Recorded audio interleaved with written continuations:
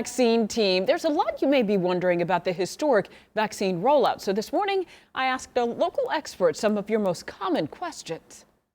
What are the differences between the Pfizer and Moderna vaccine? The difference between the two really is in the packaging. The Pfizer and the Moderna vaccines have different, what they call lipid envelopes, that is fat that surrounds this, and that produces some differences in the way people react to it and other things of that sort.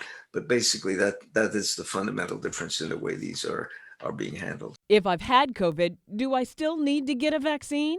The likelihood is that people who have had COVID-19 it will probably be suggested that they be immunized as well, but probably at a lower priority than some of the other folks who need it. Once I get doses of the vaccine, can I stop wearing a mask and social distancing? Continued vigilance, I think, would be the best word with regard to the mask wearing, distancing, avoiding aggregate settings. All of that, I think, would be very important. Can I be forced to take a COVID-19 vaccine by my employer? We have situations now where there are required vaccines for school, and people do object to that. But the issue is, if you don't want to take the vaccine, the child can't come to school.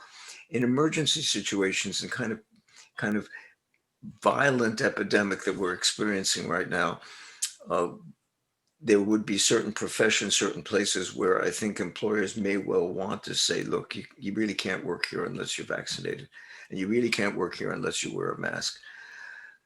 And that, to me, is reasonable from a public health perspective. It's also temporary.